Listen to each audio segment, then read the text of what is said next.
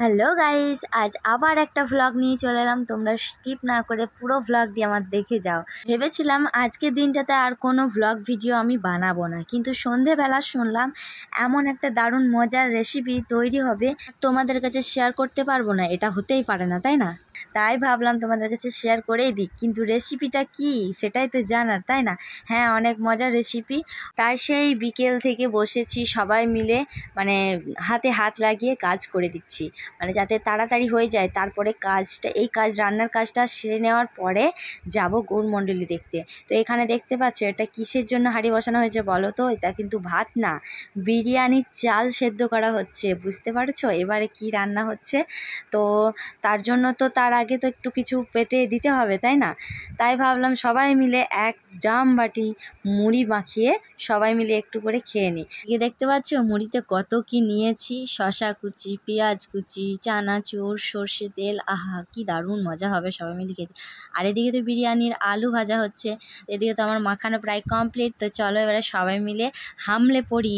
একটা জামবাটিতে সবাই মিলে খেতে কত মজা বলো তো তোমরা? যারা খায় তারাই জানে কত মজা। তো যাই হোক, আমরা যেহেতু একসাথে হয়েছি এখন, তার জন্য সবাই মিলে একসাথে মজা করেই খাচ্ছি। কারণ এই মজাটা কি বলো তো, সবসময় আর কি পাওয়া যায় না। এবারে এসেছি, এবারে সবাই মিলে এসেছে, তাই আর কি আমাদের খুব ভালো লাগছে। আমি যখন বাবার বাড়ি যাই তখন আর কি সবাই থাকে না, থাকে শুধুমাত্র মা, বাবা, আমার বোন আর দাদু, দিদা। তো যাই হোক, এখন এইবারে এসেছে আমার দিদি, আমার ছোট মাসি, আমার আরও একটা মাসি। তো সবাই মিলে একসাথে হয়ে আর কি জমে ক্ষীর। তো এদিকে আলুটা দেখতে পাচ্ছ কত সুন্দর লাল লাল করে ভাজা হয়ে গেছে। এখানে কিন্তু আমার ছোট মাসি এখনও খেতে বসেনি। এই রেসিপিটা শুধুমাত্র মাসি ভালো করে জানে। ভালো করে জানে বলতে জানে সবাই, কিন্তু করতে তো সাহস লাগে, তাই না? মাসি প্রায়ই করে থাকে, তাই আর কি মাসিকেই বলা হয়েছে যে তুমিই করো। তো এদিকে বিরিয়ানির চাল সেদ্ধ হয়ে গেছে, আর এদিকে আলু আর ডিমও ভাজা সেদ্ধ হয়ে গেছে, আর এদিকে মাংসটাও ম্যাগনেট করা আছে দই টই ইটিসিটি দিয়ে, জানি না।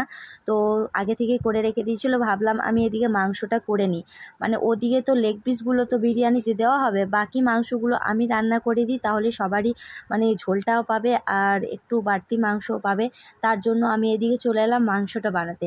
একটু কাজে তাড়াতাড়ি করছি, কারণ মানে চারিধার আর কি সবাই মিলে একটু কাজ করে নিচ্ছি, কারণ ওই যে বললাম গৌরমণ্ডলী দেখতে যাব, জানি না ওদিকে আবার শেষ হয়ে যাবে নাকি বলতে পারছি না। এদিকে পেরেস্তাও হয়ে গেছে।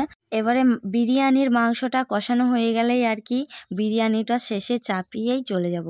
তো যাই হোক, দেখতে পাচ্ছ কত আঁচ হয়েছে উনুনে। তো এতটা কিন্তু আঁচ এই সময়টাতেই লাগবে, বিরিয়ানিটা যখন শেষে চাপা হবে তখন একবারে কম আঁচ লাগবে। তো যাই হোক, দেখো কষানো হয়ে যাওয়ার পরে আর কি করতে হবে।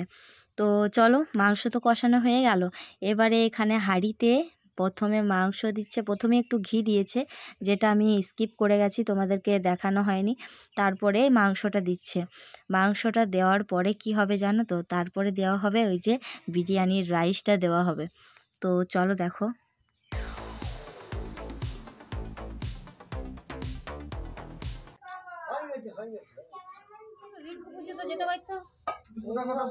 আমরাও সব লেগে গেছি কাজে।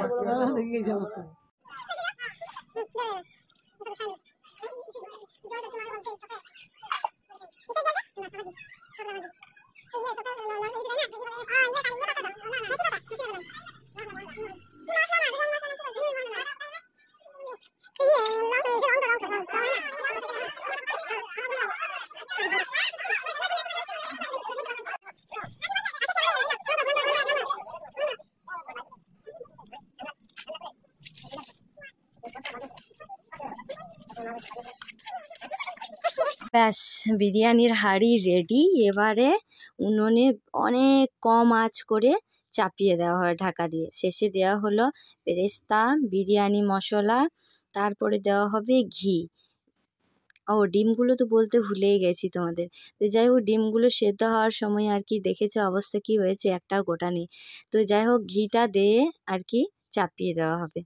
তো আমাদের এবারে তো যাওয়া হবে, অনেকটাই দেরি হয়ে গেছে, জানি না ওদিকটাতে মানে এখনো পর্যন্ত মানে দেখতে পাবো কি না সেটাই আর কি চিন্তা করছিলাম। বিরিয়ানির কাজ তো শেষ হয়ে গেল, এদিকে আমি চলে এসেছি মাংসটা দেখার জন্য। আমি একবার করে আসছি, একবার করে ভিডিওর ক্লিপ নিচ্ছি।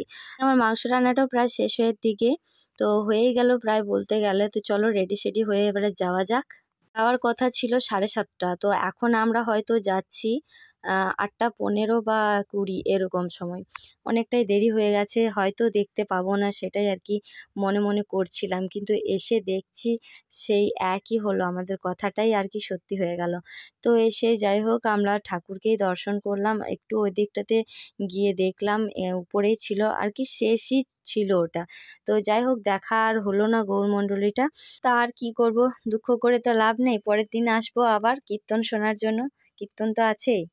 তো এখন চললাম সবাই মিলে একটু মন দুঃখ করে ঘর, যে এত তাড়াহুড়ো করে এলাম আর এদিকটাতে দেখতেও পেলাম না। গৌরমণ্ডলীতে কি হয় বলো তো, গৌরমণ্ডলীতে রাধা কৃষ্ণ সেজে নাচ করা হয়, পাশে সখা সখীরাও থাকে নাচ করে, এটাই আর কি থাকে, এটাই দেখতে ভালো লাগে। তো যাই হোক আমরা এখানে এসে ঠাকুরের দর্শন করলাম, তারপরে এই যে সবাইকে একটু দেখিয়ে দিলাম ঘুরে, কত লোক হয়েছে দেখতে পাচ্ছ, অনেক ভিড় ভাড়াট্টা হয় কিন্তু এইসব দেখার জন্য, খুব মজা হয়।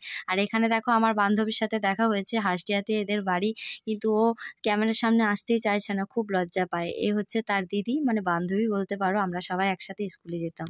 তারপরে তো আমরা বাড়ি এসেই বসে পড়েছি হামলে বিরিয়ানি খাওয়ার জন্য। দেখতে পাচ্ছ সবাই মিলে পাতা গ্লাস, জলের গ্লাস নিয়ে সবাই মিলে লাইন দিয়ে বসে গেছি।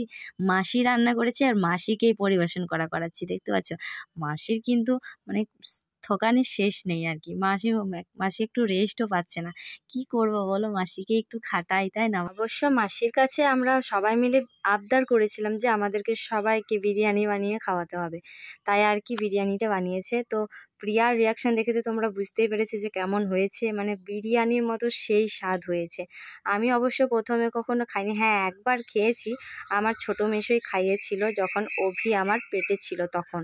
তো যাই হোক এখনকার স্বাদটা মনে হচ্ছে যেন বেশি আর কি। তো খেয়েই তোমাদেরকে বলি কেমন স্বাদ হয়েছে, না খেয়ে তো আর বলতে পারছি না। সবাই বলতেই পারে হ্যাঁ ভালো হ্যাঁ খারাপ, কিন্তু আমার তো সেই স্বাদ লেগেছে, দারুণ হয়েছে দারুণ। বন্ধুরা রাতের বেলা তো খাওয়া দাওয়া করেই সময়টা পেরোলো, তারপরে এই যে সকাল দিকটা তো আর কি তোমাদেরকে আর কোনো কিছুই শেয়ার করিনি। রান্নাবান্না, এই যে দুপুরে রান্নাবান্না করে খাওয়া দাওয়া সেরে এখন চললাম কীর্তন শোনার জন্য। ওই যে কালকে গৌরমণ্ডলী দেখা হয়নি, তাই আজকে চলে এসেছি কীর্তন শোনার জন্য। কীর্তন আমার খুবই ভালো লাগে শুনতে। আজ এখানে বাবার বাড়িতে আছি বলে কীর্তনটা এখানেই শোনা হচ্ছে, কিন্তু আমার শ্বশুর বাড়িতেও আজকে এই দিনেই কীর্তন হচ্ছে জানো, কিন্তু আমি ওইখানে নেই। তো যাই হোক ঘরে দুয়ারে কীর্তন ছেড়ে আমি চলে এসেছি বাবার বাড়িতে কীর্তন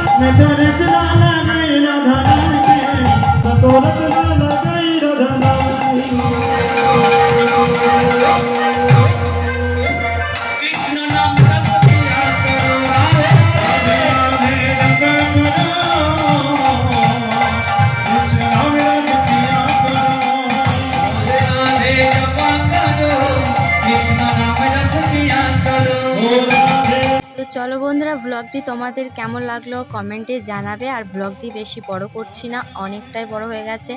তো তোমাদের যদি ভালো লেগে থাকে তাহলে লাইক কমেন্ট শেয়ার আর ফলো করতে ভুলো না কিন্তু।